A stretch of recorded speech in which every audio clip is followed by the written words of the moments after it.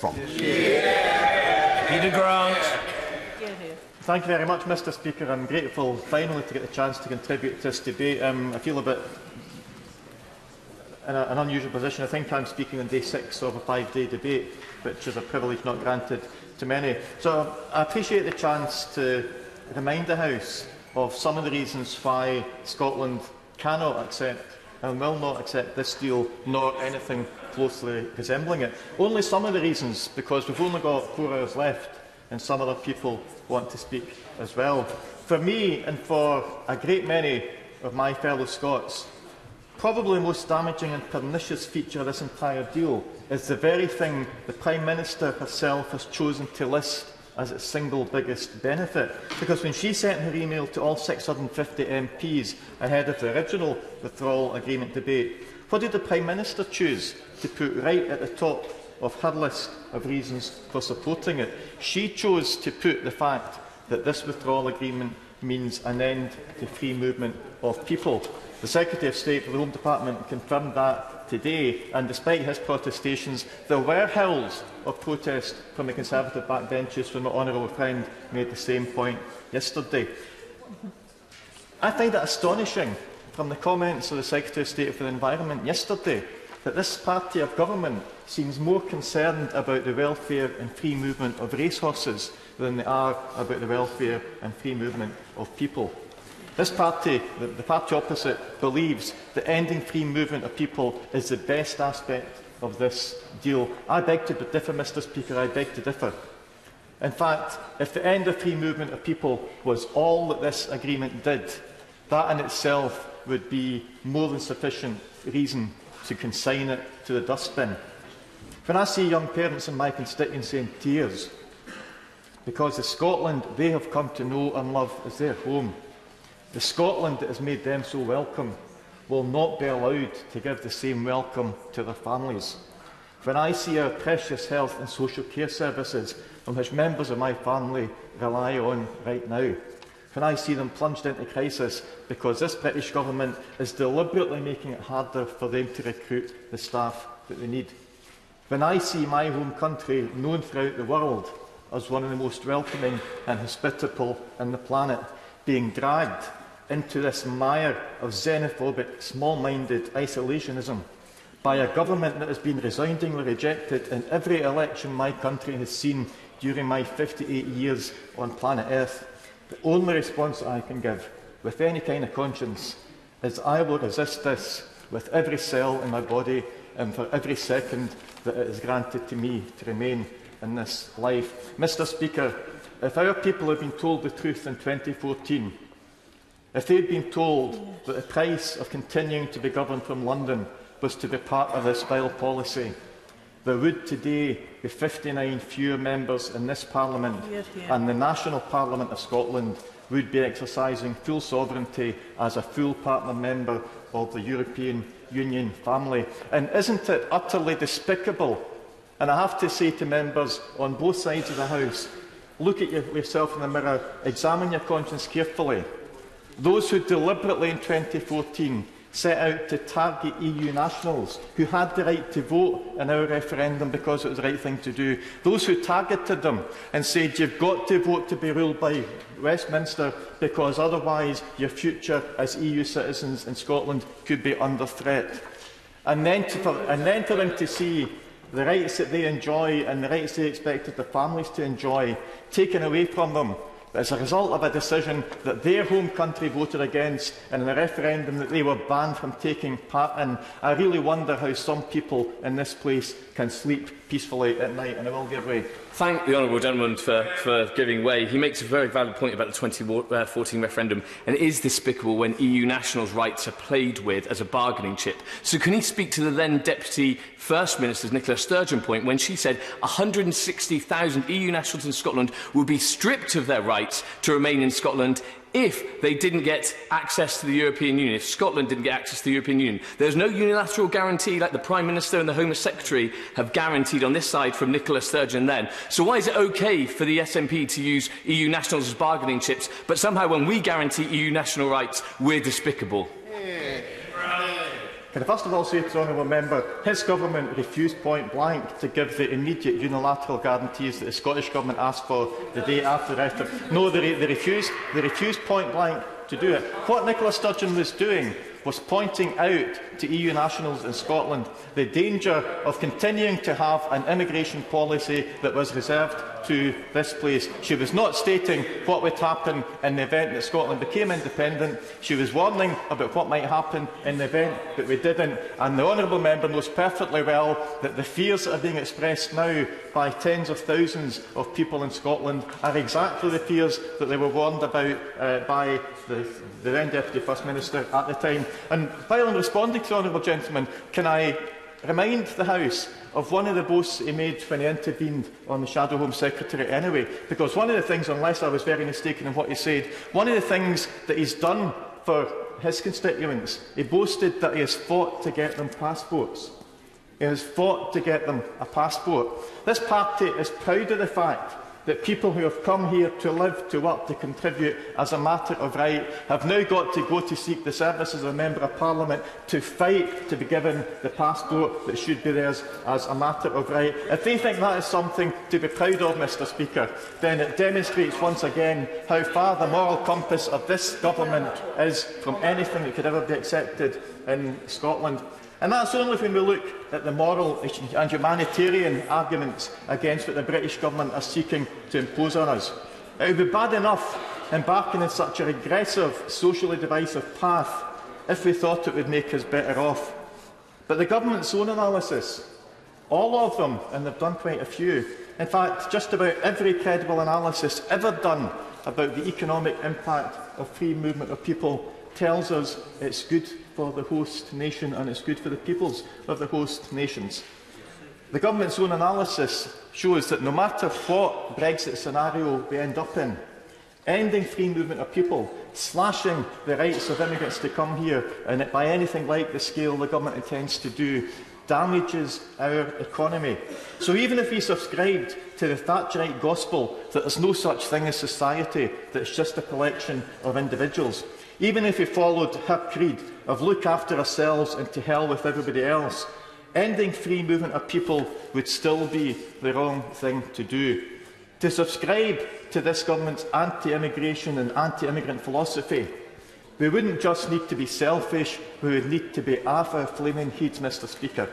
And on the 19th of December, at the final PMQs of last year, I asked the Prime Minister to give me one single tangible benefit, just one single tangible benefit that my constituents would see that would compensate them for the social and economic damage that ending free movement of people we know will cause. She couldn't give a single example. If the Home Secretary wants to listen, I'll give him the chance now to stand and give one benefit to my constituents of ending free movement of people. And even if he was interested enough to listen, he wouldn't be able to give an example. I'll happily, in fact, give way to anybody in the Conservative benches who wants to take the chance now to answer the question that the Prime Minister dodged. Nobody wants to answer the question. Now. Nobody on the Conservative benches. Nobody in the Conservative benches can identify a single tangible benefit that my constituents will see.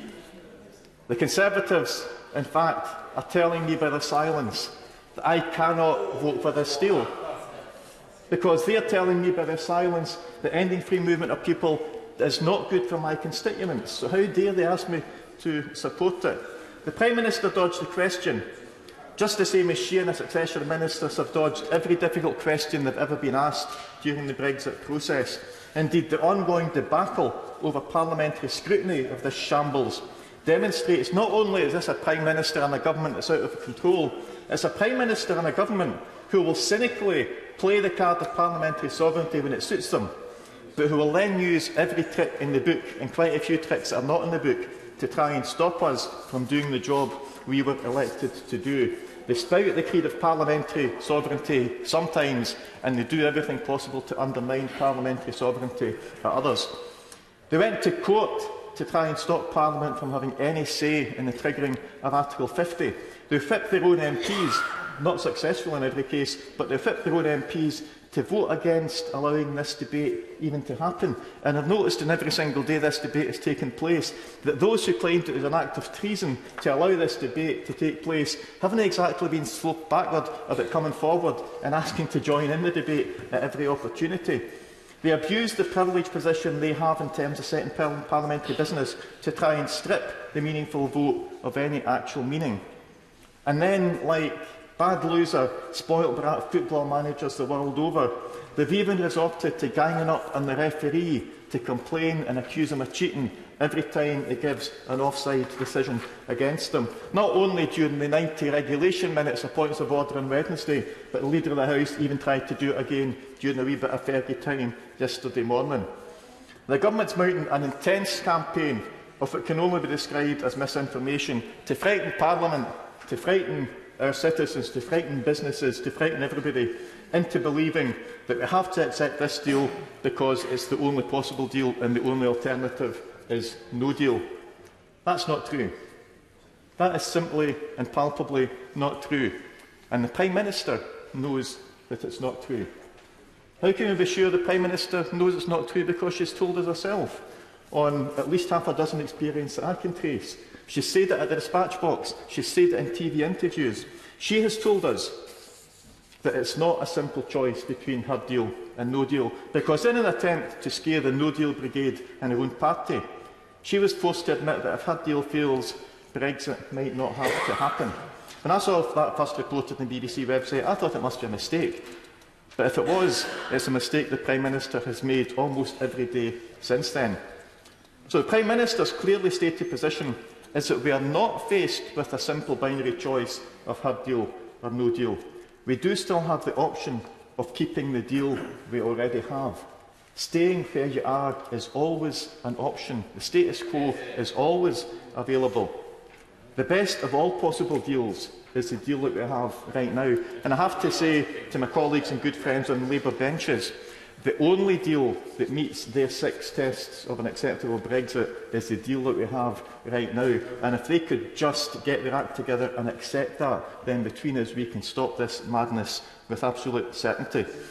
Earlier this week, the Parliamentary Under-Secretary in Detsu, in what I have to say was the most shambolic appearance at a select committee I have ever seen, managed to walk into a trap and make an admission that he'd been trying for the whole meeting to avoid making. It was a trap that was set, presumably by mistake, by one of his own fellow hardline Brexiteers, because he was asked in terms, Minister, would you agree that by taking no deal off the table it weakens our hand in negotiations with the EU?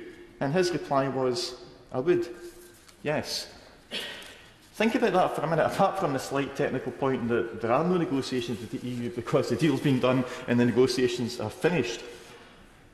Not only the Minister, but one of his ERG, an ERG hardline Brexiteer, has admitted that the government have it in their power to take no deal off the table. So why would they leave no deal on the table? But they know, and everybody knows, that it's the worst possible outcome. Why would they try to force a situation where it is the only alternative, or they want us to believe it's the only alternative that is there? Why in recent weeks have they spent so much time and money telling businesses, trade unions, voluntary organisations and everybody else something that they know is not true? Well, only the government could answer that. But when you put it in the context of all the other shenanigans they've been up to, it seems obvious to me what they're doing. They know the Prime Minister's deal has absolutely no chance of getting through this House on its own merits. In fact, I think most ministers have known for months that as soon as the Prime Minister set her stupid red lines, there was no possibility of an acceptable deal that complied with those red lines. But instead of doing the right thing, instead of persuading the Prime Minister that she had to change her approach, they set out to try and topple the whole process. They were determined that the only vote we'd ever have, the vote, remember, that they don't want us to have at all, that vote would be rigged. They knew the only good thing about the Prime Minister's deal was that it wasn't quite as bad as no deal, so they set out to fabricate a situation in which they tried to tell us that no deal was the only alternative. That's why we're seeing the Prime Minister's almost Damascene conversion from no deal is better than a bad deal, which is in their manifesto, by the way. No deal is better than a bad deal suddenly, almost overnight, became any bad deal is better than no deal. Just one example of the hypocrisy, the double standards that we've seen from this government. Perhaps, in fact, the most brazen example of double standards that we've seen for the government, and that's saying something, was in a tweet earlier this week from Glenda. I'm very grateful to the honourable gentleman for giving way.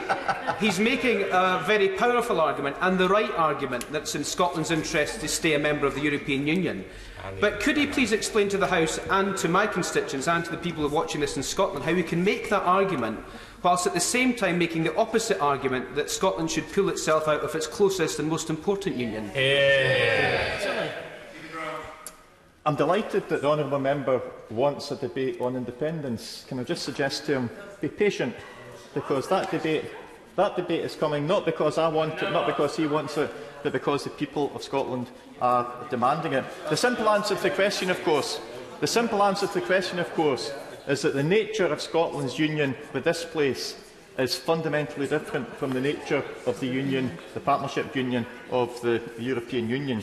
But as I was saying, earlier this week, Glenn Campbell of the BBC, not Glenn Campbell, the Rhinestone cowboy, in case you're wondering, he tweeted, after he'd interviewed the Secretary of State for Scotland, his tweet said, Scottish Secretary at David Mundell DCT says, if PM's #Brexit deal is voted down, he doesn't see why MPs shouldn't be asked to vote on it again once they've had time to reflect. The Secretary of State for Scotland doesn't see why, having asked MPs to vote on the deal once, the government shouldn't come back and try again once we've had time to reflect. So it's okay for Conservative MPs, because that's who he's talking about, to be allowed to change their minds about the Prime Minister's deal. It's okay for Conservative MPs and their standing orders allow them at the end of this year to change their minds and have another go at removing the Prime Minister through another vote of no confidence. But it's not acceptable to allow the people the chance to confirm whether or not they have changed their minds. And to go back to the intervention from the honourable member from Edinburgh South, got it right, at the same time as this Parliament and these nations are being presented with a choice of at least two futures, the people of Scotland are faced with a choice of two futures as well. It's not a choice that they wanted to be forced into. It's not a choice that we wanted them to be forced into.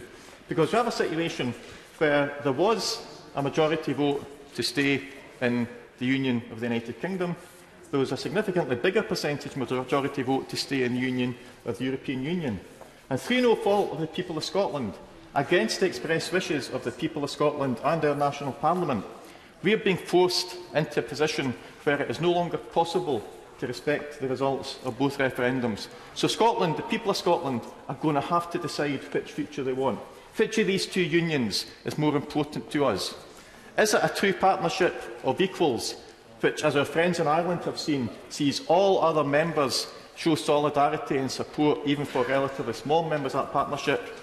Or is it this so-called partnership where the powers of our Parliament are already being stripped back unilaterally by the British Government, as confirmed by Britain's own Supreme Court?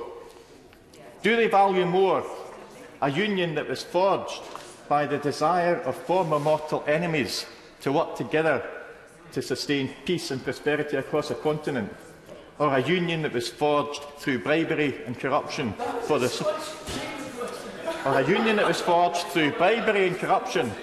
sole purpose of sustaining sectarian bigotry in the appointment to the high offices of state?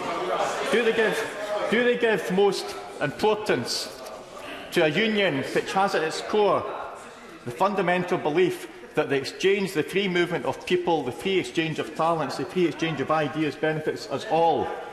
Or a union which denounces its citizens as queue jumpers and chooses to exploit them as bargaining chips? Because the exploitation of migrants as bargaining chips was not the policy of the Scottish Government, it was the stated policy of his colleague in the United Kingdom Government. Mr Speaker, this Parliament faces a choice next week. That choice has got to be not the Prime Minister's deal or no deal. The choice has got to be the Prime Minister's Brexit or no Brexit.